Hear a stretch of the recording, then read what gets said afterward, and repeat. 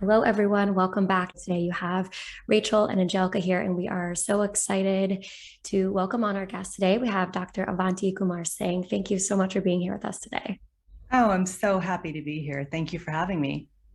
Of course, and we're just going to dive right into things and ask, when was the Mhm. first time that you felt connected to your soul or you felt something on a deep spiritual level? This is a hard question, actually. I had to really think about this. I would say most recently, which was actually probably about 10 years ago, my older child had a health crisis. And I was actually in the midst of, switching over from being in emergency medicine and Western medicine over to Ayurvedic medicine and just trying to build my practice and studying and all the things. And I was still feeling a lot of anxiety about having left Western medicine and having all these voices in my head and telling me that I was making a mistake. Um, and also, I think all the expectations of being first generation here and feeling like I was letting my parents down or my family down by doing that. But so I was in a place of a lot of anxiety and uncertainty, and my older child was having a health crisis, and I had to make a decision about whether to take him to the hospital or not. And I was just sort of at my lowest, and I just got down on the floor and I just asked for guidance. And I said, I don't know what to do. I'm in this state of paralysis right now. I know what I know medically. I know what I know Ayurvedically. I know what my intuition is saying. I don't know what to do. And it was in that moment that I got a very, very clear voice saying to me, you know what to do. You spent all this time going to medical school. This is why you did that. You left medicine so that you would, in this moment, be able to make the decisions for your child.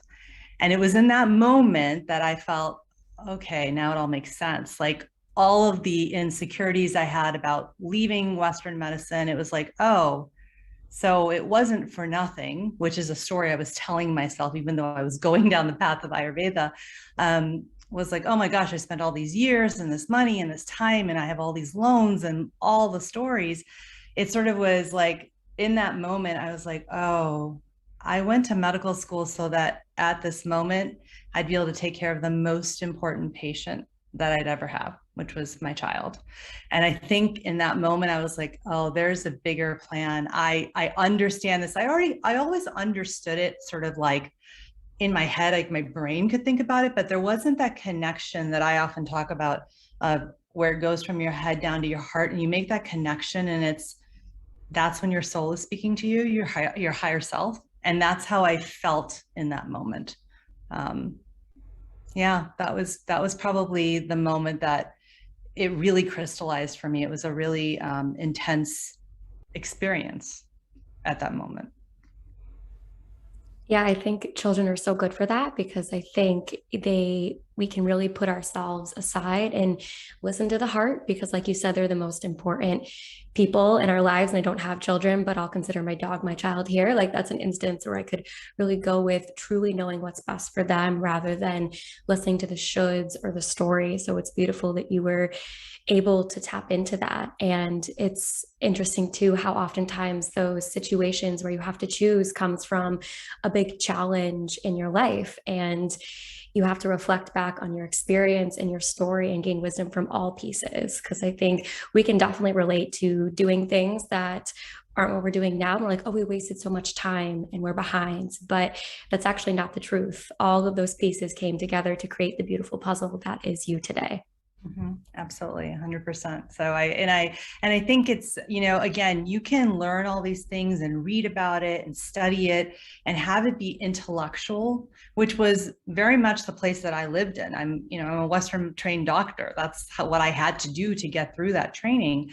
And so I live up here, and even now I do. But it was in that moment that there was something else speaking to me that I couldn't ignore.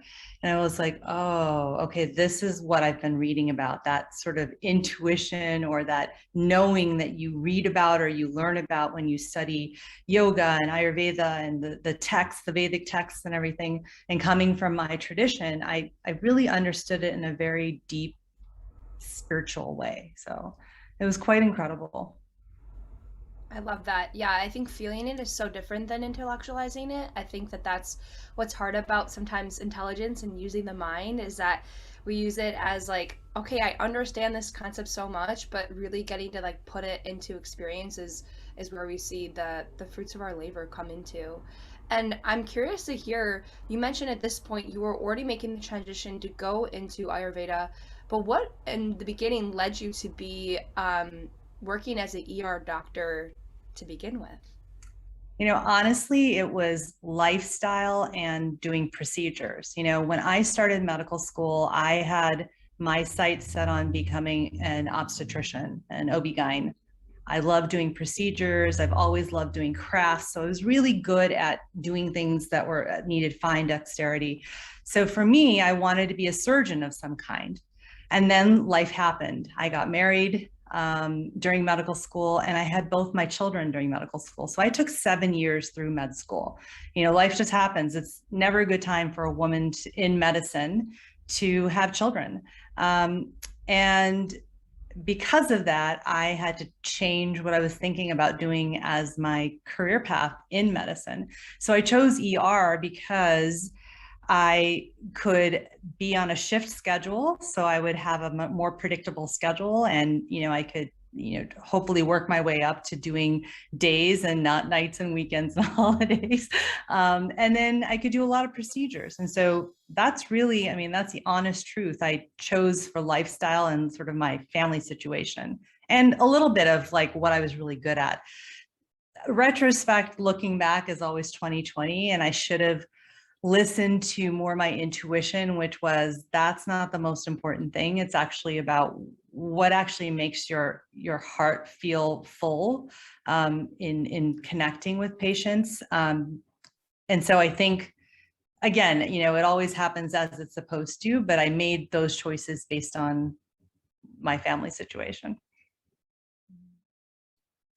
And after your experience working in the emergency room, at what point did you begin to shift and start to be drawn to something else? Because the power of the ER is like that's, where allopathic medicine can really thrive, right? And so what drew you to Ayurveda and something more holistic by nature? I think it was a couple of different things. I think it was a combination of seeing that my patients were coming in. It was like you start to see the same people again and again when you're in a community hospital, which is where I was training. And so you'd see the same patients coming in with the same medical problems or more medical problems. It's like it never went away. It just got worse and worse. And so I was sort of like, okay, yeah, I'm just putting a Band-Aid on this. And I knew that when I was going into ER, but I think it got to the point where I was like, oh my God, I really am just like a technician here. I felt like a technician. I didn't feel like I was really practicing medicine, if that makes sense. It wasn't what I had thought medicine would be. Even though I was going to be in the ER, I still thought that I would have more of that sort of connection with patients and really be able to help affect change for them, not just take care of them in an emergency. But that's what it ended up being. At the same time, I was starting to get pretty sick. I was ignoring my health. I had lots of roles and responsibilities. I was in my training. I had 2 children. I was married. I'm married to a South Asian man who, South Asian families and all of the things that come along with that. And so I was completely overwhelmed and I was ignoring my own health. And so I started to get really sick. And I realized that, for the first time in my life, I was really, really sick. I had never had medical issues before that. Like literally for the first 18 years of my life, actually probably even until I was about 23, 24, right before I started medical school, I never had any medical issues, like none. And I started to reflect on the difference of like what was going on here. I had always been interested in other healing traditions. I had studied them throughout my time in medical school. And so I kind of just went back to what I knew. I was like, oh, well, when I was at home with my parents, I was living in this way that was just natural to us. We lived in a very Ayurvedic way. My parents are immigrants from India. And so that was just the way we did things. And I reflected on sort of the way that we did things and how what I was doing now was completely out of sync and completely like the exact opposite to the way I had grown up. And so I think the two of those things of seeing how my health was being affected, but how I also was not really helping people in the way that I wanted to.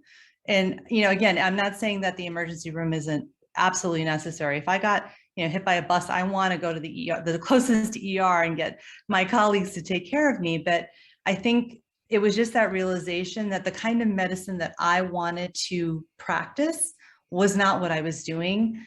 That was sort of like, okay, it's time to make a change. And the third thing was, is actually my grandfather, who lived in India, my paternal grandfather, my Babaji, he lived a very Ayurvedic lifestyle. He lived until he was 89. I write about this in my book, actually. He lived until he was 89. He never took any medications, never had a chronic medical issue. He died because he broke his hip and couldn't move anymore. And he was like, yeah, I'm done, you know? And he had died just around that time. And I really feel like he was saying to me, Avanti, this is the way you need to go in this direction. And so it was a combination of all of those things, really, that kind of took me from where I started, the medicine that I trained in, back to the medicine that I grew up with.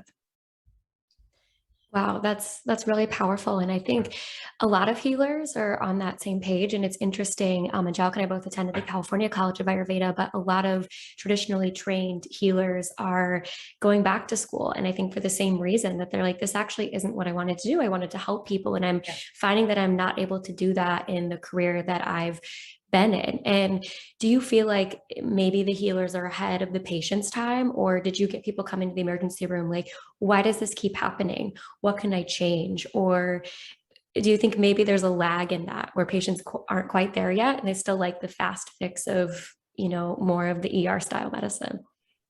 I think it's an interesting change, a shift that's happened from when I first started doing this 10 plus years ago. You know, I think it was much more about this fast sort of lifestyle, and, you know, everything should happen yesterday. There's still a lot of that. I mean, look at social media. We have, you know, email, like all these things that have that instant gratification type of thing. And then if you look at like all these industries that are for weight loss and all these different things, it's all about the quick fix and let's have it happen yesterday, right? But I do think that there is a shift that's happening. There is something happening. And I think that this is just consciousness also. And we can get into a whole discussion about that, especially after the year and a half that we've lived through, right, with the pandemic. There is a shift that's happening, I think, in every realm. And I think that people are realizing that what we know from these ancient healing traditions, and specifically Ayurveda, I'll speak to Ayurveda, this is technology, right? We think of technology as the X-ray machines and the CT scans and all of the electronic types of things that we're using for imaging and diagnosis in the hospital, in the laboratories, right? And that is technology. But here's the thing, technology is also all of these healing practices that we've known for 5,000 years. So meditation and food as medicine and spice medicine and yoga and asana and, you know, chanting, all of these things are technology. We just have gotten away from understanding the power of that. And so I do think that there is this slow shift happening where people are understanding the power of this ancient technology, if you want to say, and they're starting to see that bringing them together is really the future of medicine. It's the future of wellness, of healthcare, whatever, you know, however you want to define it. So I don't know that we're where we need to be quite yet, but I think we're heading in the right direction. I think you're so right. I remember when I would go to my OBGYN, this was a couple years ago, but she was talking about what I did, and that was when I was first becoming an Ayurveda practitioner, and she was like, what's Ayurveda? And I was telling her it's a holistic health science and getting into it, and she was like, oh my gosh, like, can I have your business cards here? Like, we are just ambushed with people who want natural remedies now for example, hormone healing. I mean, I think that's so prevalent, and we see that a lot with the women that we work with, and they don't want to take birth control anymore. And she's like, I'm just like, I have nothing else to give. Like I'm beyond my scope here. And although nothing really came out of that, I thought that that was so interesting because from my perspective, and just always going into Ayurveda, I felt like we were the other and there wasn't an interest in it. And I think that's so cool that people were going to her for that already. So that tells me there's a need. And when I was thinking about that, I was like, wow, there's such a disconnect, right? Because people only know to go to their Western doctors, to their annual checkups, to their OBGYNs, and that's it. But like, how do we connect the Ayurvedic practitioners with the Western doctors? And yeah, I don't know if there is an answer, but if you've pondered on this before, how do you think that we can really bring these together? Well, that's what I'm trying to do. That's the whole reason I'm on your podcast. That's the reason I wrote a book. That's the reason I have a website. It's the reason that I've put myself out into the world in this way, because it is extremely uncomfortable for me. I will tell you very honestly. But this is exactly why I've done it, because I have an MD behind my name. I have a responsibility because I know this information. I grew up with this information. It is my responsibility to share it with as many people as I can, to show them and to tell them there is more to health and wellness than just what you think you know with Western medicine. It's absolutely 100% very important to go to your medical doctor. I would never say not to. It's absolutely important to be on your medications, but that's not the only thing, right? Health happens in your everyday life. It's found in everyday life, and it's also lost in everyday life. You don't find it or lose it in the doctor's office or on the operating table, right? That's the thing that we have to shift everyone to start thinking about, is that the choices you make every day, however small they are, however big they are, they do impact your health, right? Now, that's not to give everybody anxiety about, oh my God, it's just to really tap into this idea that, you are making a choice 3 times a day when you put food into your mouth. It's either going to increase your inflammation or it's going to decrease it. That's the truth. There's no in between, right? And understanding that food is medicine, right? So I think, again, it's this understanding, and it comes from within the medical profession of physicians being more open and understanding that we need to bring these things together. Because again, like you were saying, when you talked to your OB-GYN, she was like, this is out of my scope of what I do, right? So if she knows that, then being able to say, yeah, I have somebody you can go to help you with the everyday things that you should be doing. I'll still manage you, for your annuals, and anytime you have a problem that's like, something that you can't handle on your own in everyday life, if you need medications, whatever it is, right? But the preventative stuff has to happen every day. And the reality is that the way our medical system is set up right now, there's not enough time for physicians to actually spend the time to do the kind of preventative education that they need to do with their patients. And so this is where I think we can sort of come together and really provide whole solutions for patients and for people.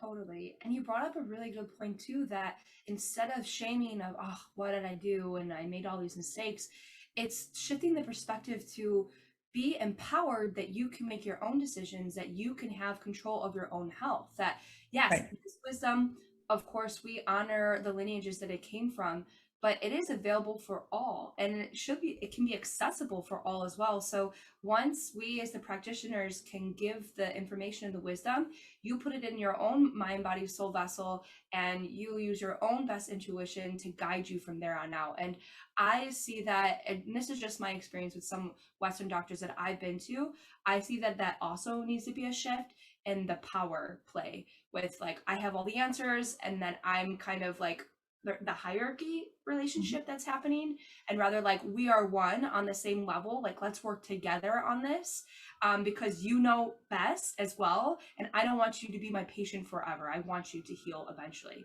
So where do you feel like the gap, do you feel like there's still a gap like there in Western medicine, and how can we close that gap as well? Yeah, I mean, absolutely there's a gap. I mean, there are still a lot of physicians who believe that they know best. No matter what, they know best, right? That they've spent all the years studying And yeah, they have. And there's also something to say about the human intuition, this collective knowledge that we all have as human beings. We have this wisdom within us. I often say to people that, I don't ever say that I'm a healer of any kind. I'm a guide. I happen to choose a profession and was led, this was my dharma, to be in a healing profession and to learn this information and then to share it with other people. I don't have any magical healing power. I have a lot of information, right? And I can really guide people because I've studied a lot of stuff and I've been able to put it together in different ways that are, understandable. So I think it's such a big task of trying to figure out how to make this happen. But I think it starts with, how physicians are educated and also more of them sort of understanding that the body is this amazing healing vessel that can do it on its own. And we're here to help it, not to take over, right? So again, it's sort of, how do you view what you're doing as a physician or as a health professional? I also want to add to that. I think when you're talking about the power play, Angelica, a lot of that too, and this could be a whole other discussion, so I don't want to go down a rabbit hole, but a lot of that also has to do with insurance companies, right? And like doctors want to have the best intentions for their patients and want to help them get better, but you're kind of handcuffed, right? My dad works in family practice and you only get a certain number of time to be productive with each patient. And it can be frustrating. It's like, of course, I want to help them do all of the things, but this is my allotted time. This is how we keep the business running. And so it's a whole system overhaul. But in the meantime, we can do these tiny steps of finding the power in ourselves and working toward greater health in that way. And this question's on more of a personal note, but when you kind of transitioned worlds or started talking more about Ayurveda with other people who were in your community that were physicians, did you catch any flack for that? Or what was the response and how did you handle it? Yeah, I did. I got a lot of to my face, sort of like, you're crazy. This is never gonna, you're throwing away your medical career. Why are you doing this? I also got a lot of the sort of whispers and stares of like, oh, she's just a quack. She's crazy. She's like, what is she talking about? Did she learn anything in medical school? And honestly, I had to really dig deep and go with my intuition and go based on what I was reading and learning and what I had seen and what I was putting together in my head. And then also, quite honestly, what I was experiencing, right? I was going by what was happening for me, the changes I was seeing in myself as I started to reintroduce these Ayurvedic practices and this Ayurvedic way of life back into my life that I had gotten so far away from when I left home for college, right? Slowly over the years, when I saw what it was doing for me, I was like, yeah, there's something here. I know there is. I know that there is. And I have examples in my family, my grandfather, my mother, my father, like my aunts and uncles, people who all live in this way, maybe not strictly, and I guess there's no such thing as strictly, but living an Ayurvedic lifestyle, it's all about balance. I saw the examples in front of me. So it's like, I can't ignore this. And so I think the way that I dealt with it was really to just keep going. Honestly, I knew what I wanted to do. I think the other thing for me also is that I realized that if I stayed in the practice that I was doing as a Western doctor, I wouldn't survive it physically, emotionally, and spiritually. And I just was like, then what's the point? So I think I knew I had to make a change. Totally. And I feel like sometimes you get to that point where there's no choice. It's like you've already made that decision. Like there's no going back at this point. And the universe always tests us in a way that, of course, when we're stepping into our authentic voice, we're going to get flack from it because that is like the polarity of how the universe works. Yeah, absolutely. I think you get tested, right?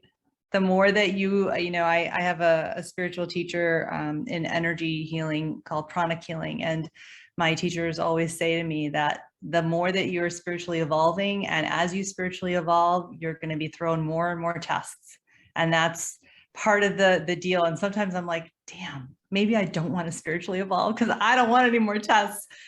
So. Totally.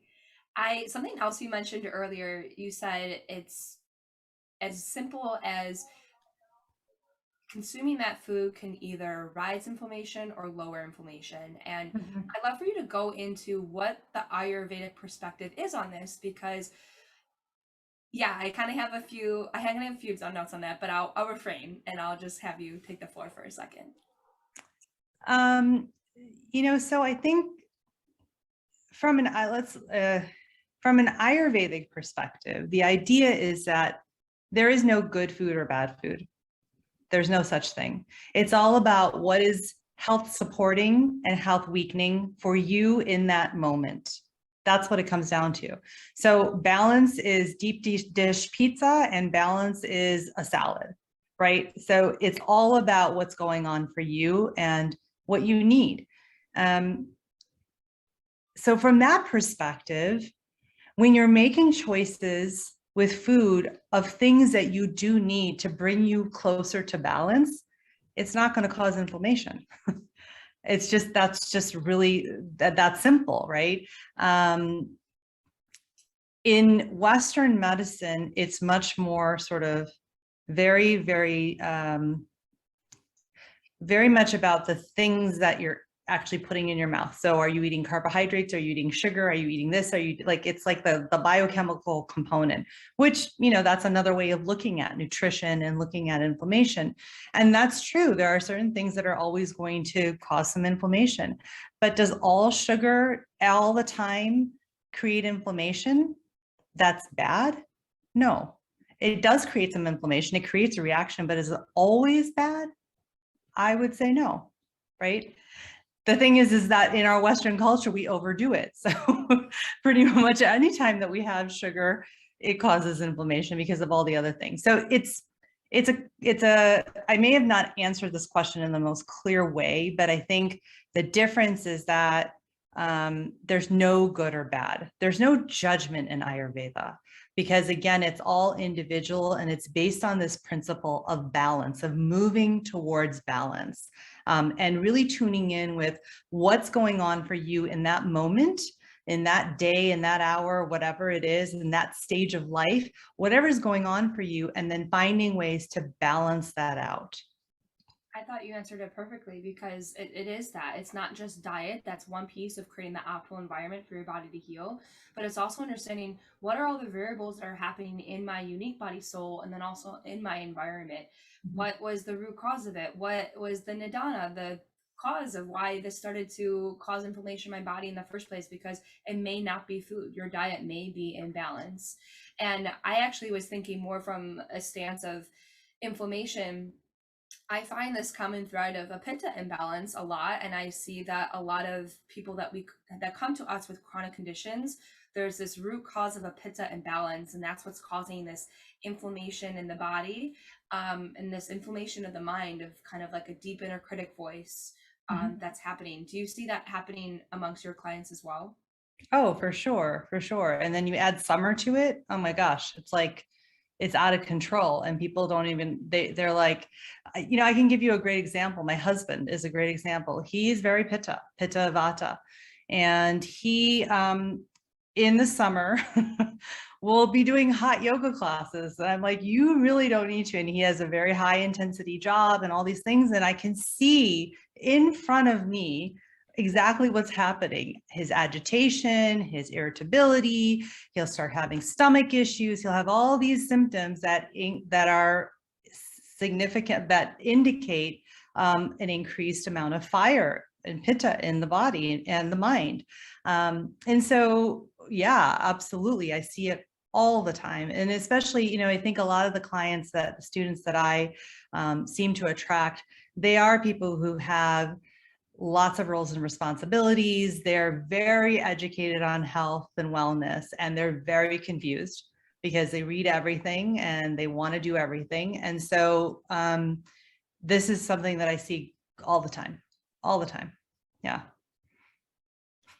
I'm also curious. This is the trend that we notice sometimes, but even with something like Ayurveda, people kind of put the Western lens on it, where it's like, oh, I want to use herbs to heal, like give me the thing and have that go away. And what's so important, and sometimes I think people don't realize this until they start working with the practitioner longer term, is that there's a lot of spiritual, mental, emotional work that also goes along with things. And people want to fixate on food or herbs because that's what we know. That's how we've learned to talk about our health. And especially people who are highly educated, they're like, okay, if I can get the right diet completely controlled, I can completely control that in my life, then I will be healthy. But that's just not the truth. So I'd love to hear more of your perspective on your experience with that and kind of opening up this whole new world to people and showing them it's actually all of these things that matter and create optimal health for you. Well, I think, my perspective on that is I really try to move away from dosha quizzes in the beginning. That's the honest truth, because I think that when people try and do dosha quizzes on their own, it's a complete mess, right? And also, I don't know, what does that information actually help people with? Because it just gives them a list of eat these foods, don't eat that food, but it doesn't take into consideration, again, what is actually happening for the person in that moment. And so my philosophy really is to teach people the philosophy of Ayurveda. Like, how does this work? And what is this idea of balance? And really explaining to them to look at everything from a qualitative lens, right? It's about the qualities that are showing up and the qualities that are showing up within you that maybe are telling you that there's something off balance, right? Out of balance. And teaching people how to think in this way, right? So again, if I'm trying to help people become more empowered to tune back into their intuition and into this knowledge that we already know, because we all know this already. This is 5,000 years old. I mean, it goes back even further than that. This is knowledge that is part of the collective human experience. It's part of us innately. And so I think if I'm going to help people really understand Ayurveda from that perspective and be able to use it in a powerful way, they have to understand the philosophy, the basics of it, and not just go to a list, like, oh, these are pitta foods or pitta reducing or pitta aggravating or, whatever it is. I think people just go down the wrong path. And then it becomes very overwhelming because it's like, oh, so I can never have X, Y, and Z. No, that's not actually the point. It's that you should try and, if you're having some issues, maybe you look at what you were eating, right? So I think that that's how I really kind of approach the way that I teach Ayurveda, is really to empower people to understand how this lifestyle works and what the philosophy is. Yeah, I love that. And I had like chills at one point when you said that, because I think it's so easy. People connect with that. And it's such an easy way for us to share it, to get people excited about learning Ayurveda. But it breaks our heart when people are like, oh, it's so restrictive or it's so complicated. And that's simply not the truth. So I love what you're behind and getting people to see that there's so much more, and looking at things from the perspective of the qualities and looking at nature and knowing like it doesn't have to be hard. You know, all of these things, you just have to remember. And so you're almost in the business of helping people remember, right? Right. Yeah, absolutely. So part of finding the root cause of the imbalance is so prevalent in Ayurveda, and what we do as practitioners is, like you said, guiding them to understand the wisdom and understanding like the root of their disease and where it came from, because that's really what the preventative medicine is. Because if we don't ever tell them, hey, if you stop overworking yourself to the bone dry, you're going to still have this imbalance time and time again. And so it's so important to have them bring awareness to it. And I was listening to one of your podcasts and you talked about soft addictions. And I haven't really heard this phrase before, but immediately when you said it, I knew it. And I think that this is so amazing because it really brings a heightened sense of awareness to our kind of self-sabotaging habits that we have. We're like, oh, it's harmless. And I love that you said like soft addictions, because I feel on a certain level, we all have an addiction to something. Oh. You said impulse shopping and drinking too much coffee, over organizing, things that in moderation would be okay, but we're kind of overdoing it a lot. And this can cause more of that inflammation in the body, which we mentioned is the cause of a lot of chronic conditions and maybe that root cause of a lot of them. So where do you feel like the root cause of soft addictions really comes from? I think it really boils down to avoiding feelings. Mm. I don't want to feel something that feels uncomfortable. I don't want to sit with it because I think it'll destroy me or hurt me or whatever it is. And so I'm going to do this instead, right? It's a distraction almost. And it becomes addictive because it's like, oh, that distraction worked that time. I'm going to do it again, and I'm going to do it again, and I'm going to do it again. And the next thing you know, you're scrolling on your phone for 5 hours a day, right? And so I really think it comes down to avoiding feelings and not processing the emotions that we're having on a daily basis. I think that's a big part of the soft addictions type of thing, which I think, the root cause in Ayurveda, like you were saying, it comes from all these different aspects of life.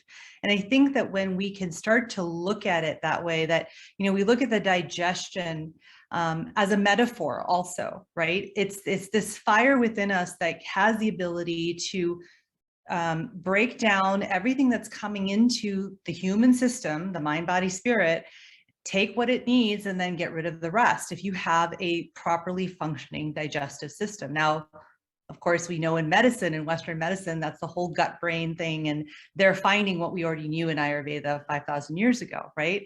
But there is that metaphor also, that if you don't deal with the emotions that are coming into you, into your system, either from relationships that you have, or from the work that you're doing, or from your environment, wherever it's coming from, if you don't deal with that, at some point, you are going to build up a toxic load. There's going to be toxins. There's going to be that buildup of ama, right, in the body. And that will start to show itself as symptoms, however subtle or obvious that they are. That will start to show. And that's when we start to have, symptoms, illness, chronic disease.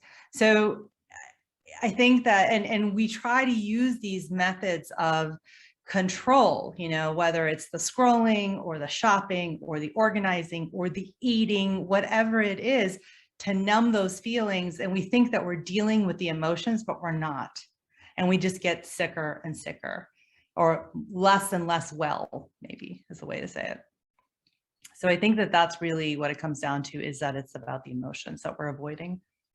Definitely. I mean, I find this concept sometimes is difficult to teach people because in our Western minds that likes instant gratification and that fast pace, they think, well, that why wouldn't that happen right away when that event occurred? For example, maybe when they lost someone and they were grieving, why didn't I have that physical balance show up right away? Sometimes it can, but it's built up over time and accumulates, right? Because it is an emotion. And so when we continuously begin to suppress and suppress, it takes time for that to build. And then it gets into our physical body and they're like, what's going on? Like, I actually feel really good in my life right now. However, we haven't maybe digested the trauma of what we experienced in the past before. And now it's coming out to show us in a more physical way. Yeah, absolutely. I mean, it's the reason that, you can be totally fine one day and actually have no symptoms whatsoever, mind, body, spirit. And the next day, everything comes crashing down. And you're like, wait, what just happened? Right. And so it's not, you can, I teach people to really reflect on the past few days, past few weeks. What have you been doing as far as your routines? What have you been doing as far as your diet? And that means everything that's coming in, not just food and drink, but media, emotions, relationships, conversations, all of that. And then the third area to look at is, the tools of yoga, like how are you moving energy through your body, right?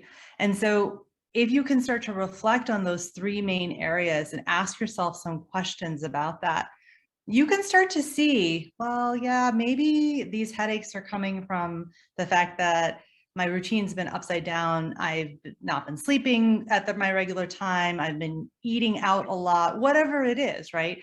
It's different for every person, but I think it's that reflection. And at the same time, because you're doing that, you're looking at all areas of your life. When you learn to ask these questions of yourself, you are going to start saying, oh, okay, well, So my routines, yeah, they've been off. Well, where's that coming from? Oh, yeah, I hate my job, whatever it is, right? And I'm like working a lot because I feel like I have to prove myself. You can start to unpack it. And then it starts to become much more clear of how everything in your life impacts your health and it shows up. So I think people start to make those connections by just doing some reflection that way. It's amazing how fast that happens too, when people just have this space and have someone asking them those questions or even prompting them with those things. It's like, oh my gosh, how did I never see that before? So it's incredible what can happen when we just slow down and tune in. And if you're listening to this podcast, maybe that's something you do after you listen to this, you take some action and spend some time doing that because it's so, so powerful. Mm-hmm. Yeah. And I think it's also going back to what you said about technologies. And that's the first time that I actually looked at the power of the breath and meditation and Kundalini and Kriya as yogic technologies. That was the phrase that my teacher had said. And this makes so much, now I'm seeing it on a different perspective too, because we are altering the mental and the emotional and the energetic body. And so although in Western medicine, we do that with the physical body, and then because we can see that and we can actually see shifts before and after surgery, we think that that is it. But wow, just because not all of us can see that the mental, emotional, and energetic body are being manipulated with these yoga technologies of breath work and Kundalini and meditation, it doesn't mean that it's not there. Yeah, it's you hit it right on the nose. I mean, it's absolutely true. And the other thing to remember is that in Western medicine, we use a lot of these techniques without people really seeing it. I mean, post-surgery, why do we blow into a little spirometer, like the little plastic thing with the balls in it, right? That I'm just describing it for listeners, right? That you have to breathe into. That's to exercise your lungs, but it's also breathing. It's breath work. That's what that is. So, Wow. I think that shifting how you look at these things, that Western medicine technology came from something. It came from these ancient technologies. And if you can start to see that and have a little bit of humility and humor about it and realize that, oh, okay. And it's not to say anybody is wrong or right, or this is right, or that's wrong, or good or bad, or anything. We need them both. We need both of them for sure. But I think it's just being more open to the fact that they are so connected. And in the modern world in the past 80 or 90 years, we've forgotten about that connection because we've become so focused on the technology, the Western technology, and that definition of medicine, that we've forgotten where it all came from. Because Western medicine has its roots in Ayurveda, in these technologies. And so I think it's just, if people can start to see that and accept it and not fight it so much, it becomes a lot easier. Wow, that's so cool. And that's not something I had ever even connected before. So I love that. It'd be fun to kind of see what else out there is connected in that way and kind of obvious too when you look at it. Yeah. Well, I always say that, once you learn about Ayurveda and these principles, you will never not be able to see it in everything and everywhere and every person. So that's just what happens. You start to see it everywhere. I love that. It's kind of the perfect segue into our last set of questions. So we would just love to hear which dosha you resonate with most or are most dominant in. I'm probably a mix of Pitta Kapha. I don't know that I could say I'm one of them. Pretty bi-doshic. Love it. And what is your favorite non-Ayurvedic ritual? See, that's hard for me to answer because I just said everything. Everything is Ayurveda from my perspective. I probably like making my coffee in the morning, but that becomes a meditation. That's a really hard question for me to answer because I'll put an Ayurvedic spin on everything. I don't know that I can think of one. No, that's perfect. I think it's so refreshing just to see more of the human behind it, because I think sometimes even Ayurvedic healers can see Ayurveda as being like, oh, you have to be perfect and all buttoned up and everything, and it's just like, no, it's supposed to be fluid and you're supposed to dance with it all. So you nailed it. Yeah, absolutely. Well, thank Love you for it. such a refreshing conversation. I I feel like even though I've been learning Ayurveda for years now, like just so empowered and lit up from the science again, just from hearing your passion with it. And I know our community is going to feel the same way. So thank you so much for your time and wisdom. Oh, you're so welcome. Thank you so much for having me. It's been so much fun talking to both of you.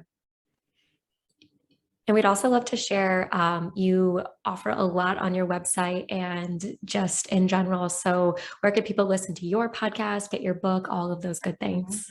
So my website is avantikumar-singh.com, which is my full name. I'm on Instagram most of the time. That's sort of the social place I'm at, which is again, Avanti Kumar-Singh. That's my handle. I have my book, which is The Health Catalyst, and then my podcast, The Healing Catalyst. And those, you can get linked to those probably from the show notes, but also from my website. So those are all great sources. And I have actually an online course coming up in September. So, get on my email list and you'll be the first to have access to that. Oh, love it. And those will definitely be in the show notes, everyone. So we will have those available for you. And thank you so much, everyone, for listening, for tuning in, and we will see you next week.